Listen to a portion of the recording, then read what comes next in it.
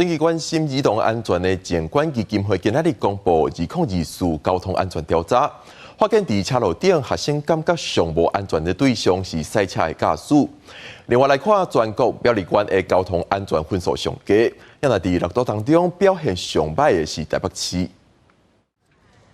囡仔去上课，敢会当平安出门，甲转来咧？道路敢有像好考咧？小学生有人感觉安全，有人感觉危险，也毋过共同点拢知影爱注意看。左看右看，看有没有车子，没有车子再过。根据监管基金会调查，回收超过3000份问卷，发现国内交通对儿童由于无够友善，学生感受上无安全的是汽机车驾驶人。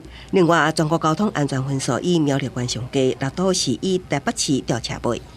这个分数是蛮值得县市来警惕，看到该县市对于交通环境上面，或者是汽机车驾驶人应该要加强宣导的面向。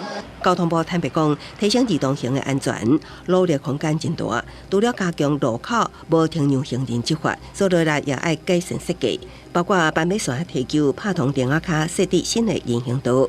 会拄到电风阻力，也毋过中央会立法，佮补助经费，互电风来做。13到16，我们有永续提升行人安全计划，这个每一年有100亿哈。